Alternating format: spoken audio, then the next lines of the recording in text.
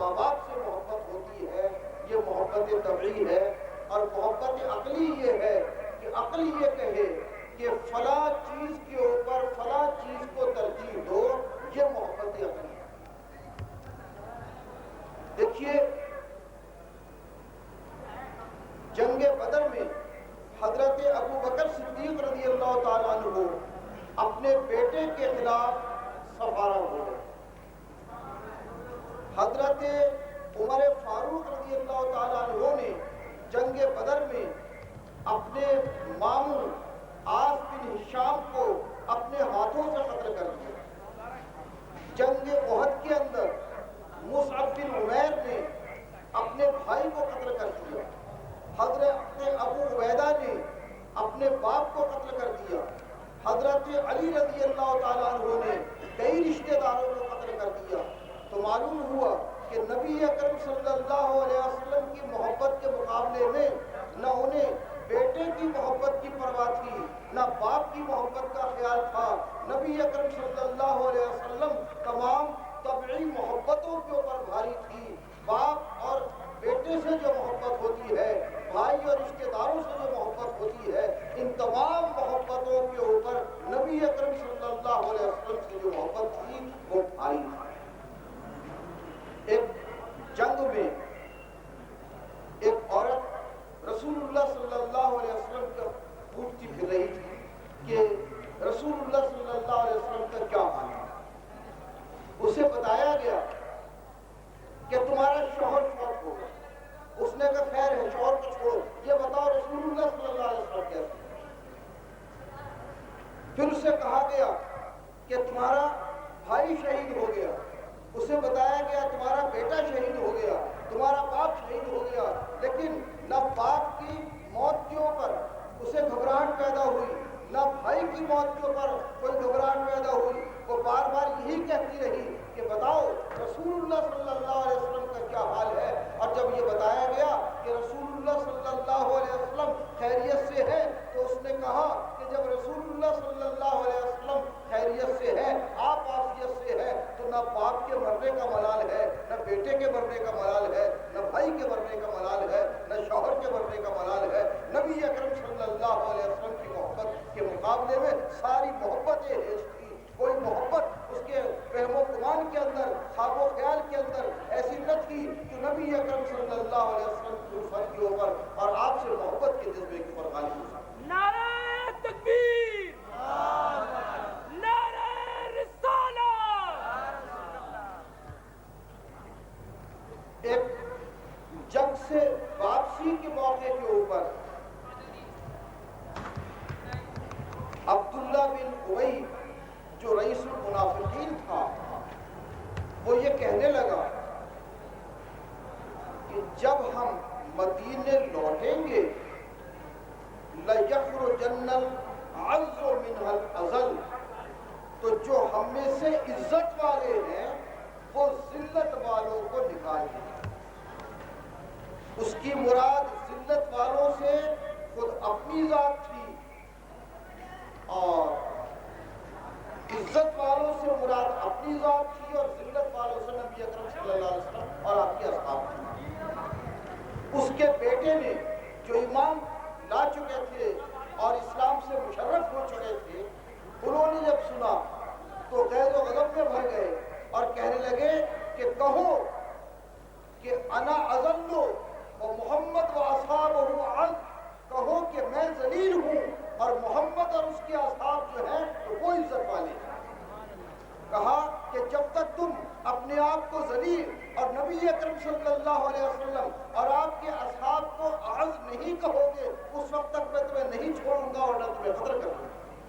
پھر نبی اکرم صلی اللہ علیہ وسلم سے عرض کیا لو شئت لأتیتک برأسہ، یا رسول اللہ اگر آپ حکم دیں تو میں اپنے باپ کا سر کاٹ کر ابھی آپ کے پاس لے آتا ہوں۔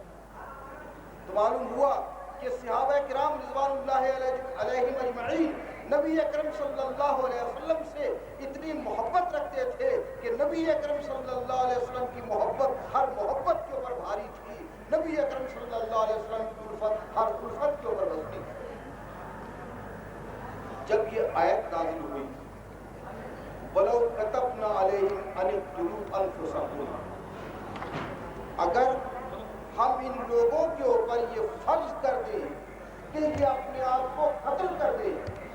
ابو بکر صدیق رضی اللہ تعالیٰ عنہ نے جب یہ آیت سنی تو فوراً کہنے لگے یا رسول اللہ اگر آپ حکم دیں تو میں ابھی اپنے ہاتھ سے سر کاٹ کے آپ کے سامنے رکھوں. حضرت ابو بکر صدیق رضی اللہ تعالیٰ عنہ کا کہنا یہ کوئی محض جذباتی بات نہیں تھی، محض کوئی وقتی نعرہ نہیں تھا، بلکہ یہ ٹھوس حقیقت تھی. آپ نے دیکھا ہوگا غار ثور کے اندر حضرت ابو بکر صدیق رضی اللہ تعالیٰ عنہ نے سانپ کے دل کے اوپر اپنی ایڑی رکھ دی. سانپ پہ ہم ڈنگ لگاتا رہا، لیکن انہوں نے اپنا پیر اس خیال سے نہیں ہٹایا کہ رسول اللہ صلی اللہ علیہ وسلم آپ کے ذات پر آرام فرما تھے، کہیں آپ کے آرام میں خلل نہ ہو. آپ دیکھیے کہ قرآن کریم نے تو یہ کہا ہے کہ لا تقتلوا انفسکم. قرآن کریم میں تو ہے لا تلقوا بأیدیکم الی التہلکہ، اپنی جانوں کو ہلاکت میں نہ ڈالو.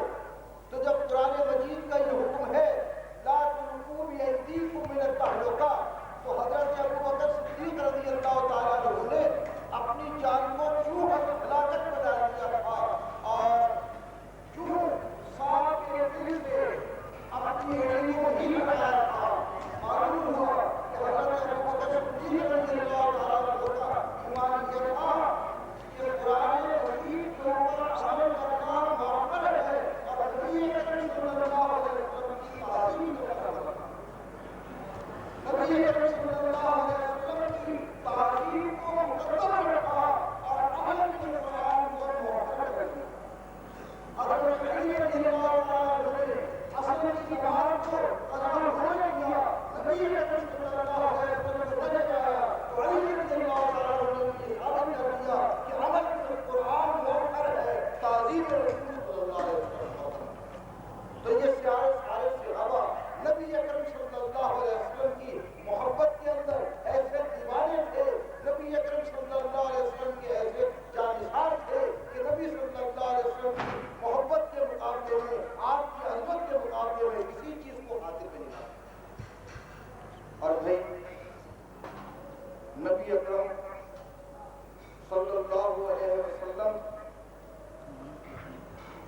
کے حسن و جمال اور آپ کی عظمتوں کا صرف انسانوں ہی پر اثر نہیں ہوا، بلکہ کائنات کی ہر حقیقت رسول اللہ صلی اللہ علیہ وسلم. آپ نے فرمایا کلو شیء یعرفنی انی رسول اللہ. ہر چیز اس بات کو پہچانتی ہے کہ میں اللہ کا رسول ہوں.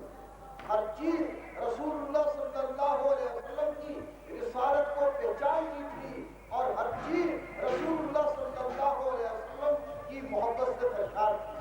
ایک سفر پہ نبی اکرم صلی اللہ علیہ وسلم واپس آ رہے تھے. احد پہاڑ پر سرکار دو عالم صلی اللہ علیہ وسلم کی نظر پڑی. آپ نے فرمایا احد جبل یحبنا. احد ایک پہاڑ ہے، یہ ہم سے محبت کرتا ہے، ہم اس سے محبت کرتے ہیں. آپ دیکھیے پہاڑ پتھر، اور پتھر وہ جنس ہے جس میں محبت نہیں ہوتی. حتیٰ کہ اگر کسی کا دل سخت ہو اور کسی کے دل میں محبت نہ ہو تو لوگ کہتے ہیں تم تو پتھر دل ہے. تو پتھر وہ حقیقت ہے جس میں محبت نہیں آتی. اور میرے آقا کا کمال یہ ہے کہ جس چیز کی حقیقت میں محبت نہیں ہوتی سرکار کی محبت اس میں بھی آتی. فرمایا احد جبل یحبنا. احد ایک پہاڑ ہے، یہ ہم سے محبت کرتا ہے. پھر دیکھیے اس سے معلوم یہ ہوا کہ پتھر بھی سرکار سے محبت کرتے ہیں. اگر کوئی انسان ہو کر بلکہ مسلمان کہلا کر سرکار سے محبت نہ کرے پتھر سے بھی گیا ہوگا۔ پھر یہ بھی معلوم ہوا کہ جن کی نظر سے پتھر کے دل میں چھپی ہوئی محبت مخفی نہیں ہے تو کائنات کی کون سی چیز ان کی نظر سے؟ پتھر کے دل میں محبت ہو تو نبی اکرم صلی اللہ علیہ وسلم اسے بھی جان لیتے ہیں۔ ارے مسلمان کے دل میں محبت ہو اسے کیسے نہیں جانتے؟ پھر غور کیجیے کیا آپ نے فرمایا احد جبل یحبنا نحب، احد ایک پہاڑ ہے، یہ ہم سے محبت کرتا ہے، ہم اس سے محبت کرتے ہیں۔ میاں پتھر ان سے محبت کرے تو وہ پتھروں کو محروم نہیں کرتے، ارے انسان ان کا غلام ان سے محبت کرے تو کون سے محروم کرتے؟ نعرہ تکبیر، نعرہ زندہ باد۔ تو آپ نے دیکھا کہ صرف انسان ہی ان سے محبت نہیں کرتے، پتھر بھی ان سے محبت کرتے۔ جمادات کے دلوں میں بھی ان کی محبت ہے، نباتات کے دلوں میں بھی ان کی محبت ہے۔ وہ آپ نے سنا ہوگا، بارہا علماء سے سنا ہوگا، کتابوں کے اندر پڑھا ہوگا کہ نبی اکرم صلی اللہ علیہ وسلم پہلے ایک کھجور کے ستون سے ٹیک لگا کر خطبہ دیا کرتے تھے، اور جب آپ کے لیے ممبر بنا دیا گیا اور ممبر پر آپ تشریف فرما ہوئے اور اس کھجور کے ستون کو چھوڑ دیا تو وہ فراق میں اس طرح سے چیخیں مار مار کر، دھاڑے مار مار کر رو رہا تھا جیسے کسی اونٹنی کا بچہ مر جائے اور وہ اس کے فراق میں رویا کرتا۔ پھر سرکار دو عالم صلی اللہ علیہ وسلم اس کے اوپر دست شفقت پھیرتے ہیں تو وہ اس طرح سسکیاں لینے لگتا ہے جیسے بچہ رو رہا ہو، اسے تھپکیاں دو تو وہ سسکیاں لینے لگتا ہے۔ تو معلوم ہوا پتھر بھی انہیں پہچانتے ہیں، وہ بھی محبت کرتے ہیں، درخت بھی انہیں پہچانتے ہیں، وہ بھی ان سے محبت کرتے ہیں۔